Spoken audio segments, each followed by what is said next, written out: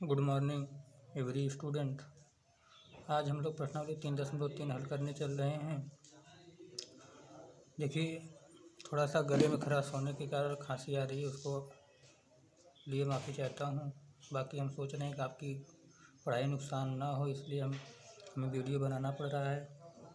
तो प्रश्नावली 3.5 का आपका पहला सवाल है। पहला सवाल दिया, निम्न रैखिक समीकरणों के युग्मों में से जिसका एक अद्वितीय हल है, जिसका कोई हल नहीं है, या जिसके अपरिमित रूप से अनेक हल हैं, अद्वितीय हल की स्थिति में उसे वज्र गुणन विधि से हल कीजिए। जैसे आपका ये समीकरण एक दे दिया है, x - 3y - 3 बराबर 0 और 3x - 9y - 2 बराबर 0 आपको दे दिया है। ठीक है, तो अगर इसको आप सबसे पहले चेक करोगे क्या, वज्र गुणन विधि से आपको तभी इसको हल करोगे जब इसके क्या होंगे, इसका केवल एक अद्वितीय हल होगा।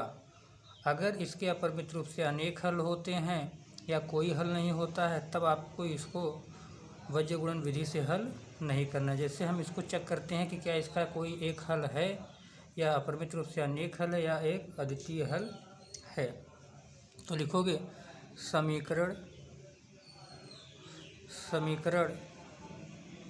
1 व 2 की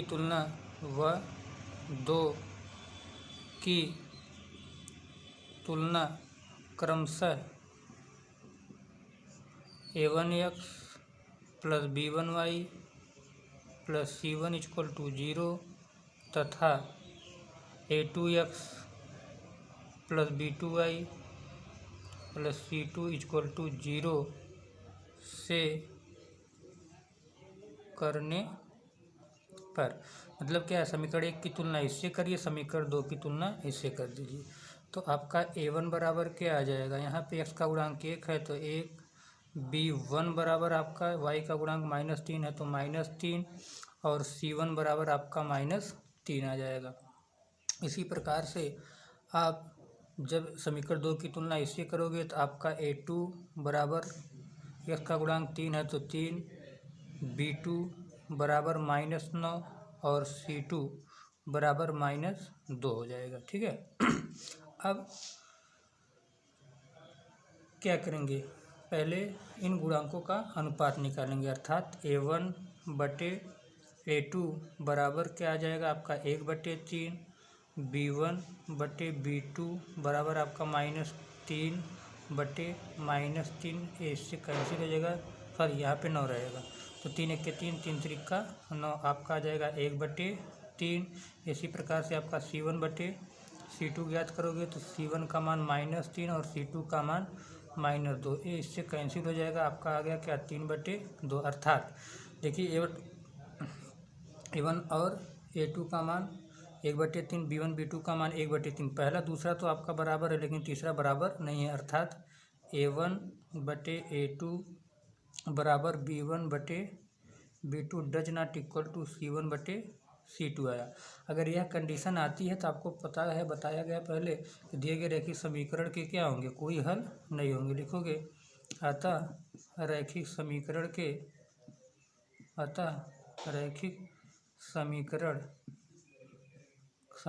का कोई हल नहीं होगा।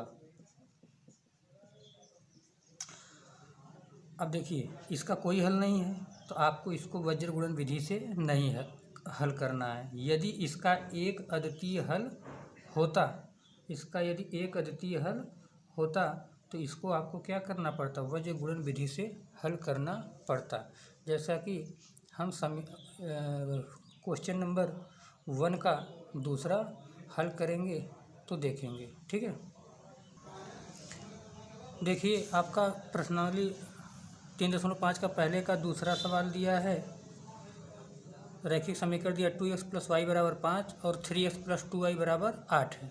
क्या करेंगे, इसको पहले इधर पक्षांतर करेंगे तो आपका 2x + y - 5 बराबर 0, मान लीजिए आपका समीकरण 1 है। उसी प्रकार से इसको जब इधर पक्षांतर करेंगे तो आपका 3x + 2y - 8 बराबर 0, ये आपका समीकरण 2 हो जाएगा। तो लिखोगे समीकरण एक व समीकरण दो की तुलना क्रमशः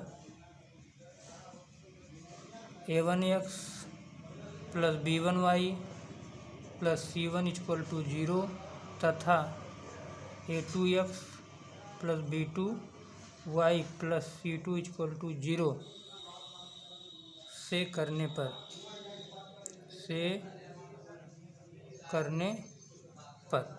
ठीक है। तो जब इसकी तुलना करेंगे तो समीकरण एक की तुलना इससे और समीकरण दो की तुलना इससे करेंगे तो आपका a1 बराबर क्या आ जाएगा 2 और b1 बराबर आपका क्या आ जाएगा 1 और c1 बराबर कितना -5 और a2 बराबर आपका यहाँ पे 3 आ जाएगा और b2 बराबर आपका यहाँ पे 2 आ जाएगा और c2 बराबर कितना आ जाएगा -8 आ जाएगा। ठीक है, -8। अब इन गुणांकों जो आप ज्ञात कर रहे हैं गुणांकों x और y और अचर पद का जो गुणांक ज्ञात किया है अब इनका अनुपात निकालिए। तो a1/a2 बराबर आपका 2/3 और b1/b2 बराबर आपका 1/2 और c1/c2 बराबर -5/-8। इससे कैंसिल हो जाएगा तो 5/8। तो यहाँ पे देख रहे हैं कि a1/a2 का मान 2/3, b1/b2 का मान 1/2, c1/c2 का मान 5/8। मतलब तीनों का अनुपात क्या है अलग अलग आया। अगर तीनों का अनुपात अलग अलग आया है तो आपका क्या हो जाएगा a1/a2 does not equal to b1/b2 does not equal to c1/c2। ठीक है, तो जब आपका ये कंडीशन होता है तो आपको पता है कि रैखिक समीकरण के क्या होते हैं, दिए गए रैखिक समीकरण का एक अद्वितीय हल होता है। ठीक है, इसका क्या होगा एक अद्वितीय हल या केवल एक हल होगा। तो लिखोगे कि दिए गए रैखिक समीकरण युग्म का एक अद्वितीय हल है। दिए गए रैखिक समीकरण युग्म का एक अद्वितीय हल है। ठीक है, अब देखिए जब एक अद्वितीय हल है तो इसको आपको वज्र गुणन विधि से क्या करना पड़ेगा हल करना पड़ेगा। तो इसको देखिए वज्र गुणन विधि से कैसे हल करेंगे। ठीक है, देखिए वज्र गुणन विधि द्वारा, ठीक है, वज्र गुणन विधि द्वारा आपको बताया गया है। सूत्र याद रखने की कोई ज़रूरत नहीं, याद है तो अच्छी बात है, नहीं याद है तो आप इससे हल कर सकते हो। x y 1 x में कहाँ से शुरुआत होता है b1 b2 से, तो आपका 1 b1 का मान b2 का मान 2, यहाँ पे c1 c2 c1 का मान -5 c2 का मान -8 a1 a1 का मान 2 a2 का मान 3 फिर b1 b2 1 और 2। इसका क्या करेंगे तिर्यक गुणा। तो आपका क्या हो जाएगा x बटे इसका इसमें गुणा 1 गुणे -8 -2 गुणे -5 बराबर y बटे -5 का 3 में -5 गुणे 3 -8 गुणे 2 बराबर 1 बटे 2 का 2 में तो 2 गुणे 2 -3 गुणे 1।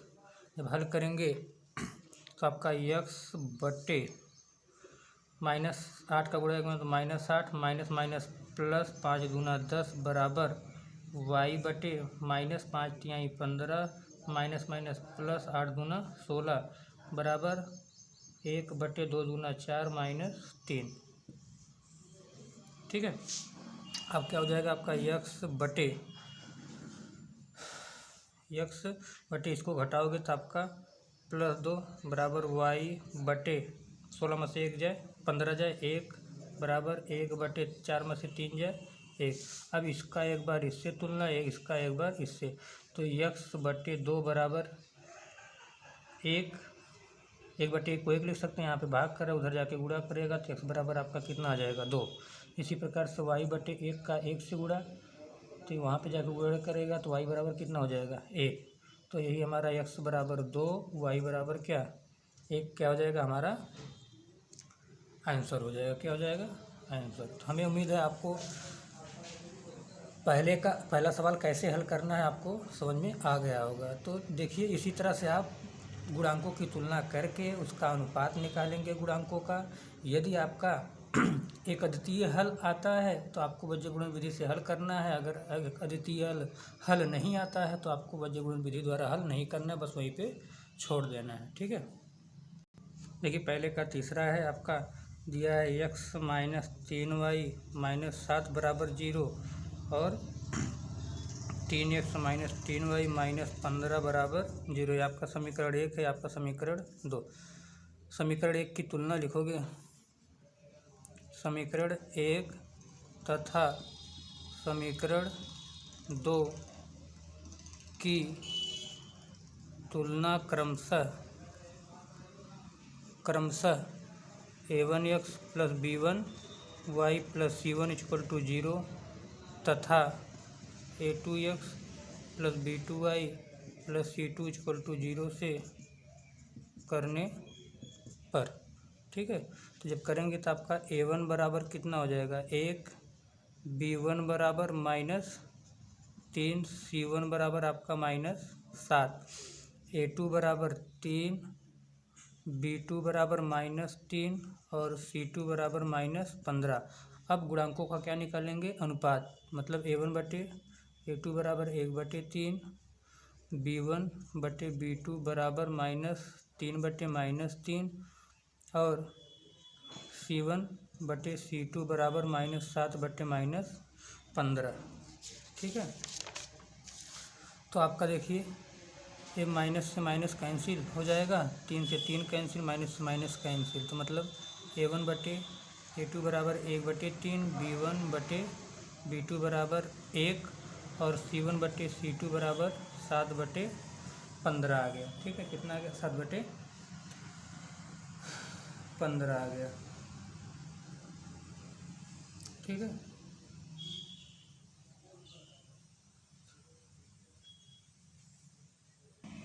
सात बटे 15। ये देखिए आपका पहले का जो है चौथा सवाल है। क्या है, चौथा सवाल है। ठीक है, तो क्या करेंगे, आपका आ गया देखिए तीनों बराबर नहीं है, अर्थात a1 बटे a2 does not equal to b1 बटे b2 does not equal to c1 बटे c2। मतलब क्या, इसका एक अद्वितीय हल है, एक अद्वितीय हल है। जब इसका एक अद्वितीय हल है तो इसको आप क्या करेंगे, वज्र गुणन विधि से हल करेंगे। ठीक है, इसको वज्र गुणन विधि से हल करेंगे। तो जब वज्र गुणन विधि से हल करेंगे तो आपका क्या हो जाएगा x y1, यहाँ पे b1 b2 से शुरुआत तो -3 b1 b2 c1 c2 -7 -15 a1 a2 1 3 फिर b1 b2 -3 -3। तो आपका हो जाएगा x बटे इसका इसमें गुणा 15 3 45 माइनस माइनस प्लस हो जाएगा 45 माइनस 7 त्रिका 21 बराबर y बटे इसका इसमें। देखिए पहले इसका इसमें फिर इसका इसमें कराएंगे, यहाँ से इसका इसमें फिर इसका इसमें, इसका इसमें फिर इसका इसमें। यहाँ से गुणा पहले नहीं कराएंगे, पहले यहाँ से गुणा करा के पहले लिखेंगे और इधर वाला बाद में। तो y बटे 7 त्रिका -21 माइनस माइनस प्लस 15 बराबर 1 बटे -3 माइनस माइनस प्लस 3 त्रिका 9। तो x बटे इसमें से इसको घटाएंगे तो आपका 4 2 24 बराबर y बटे इसमें से इसको घटाएंगे तो 5 में इसमें से 11 में से 5 जो 6।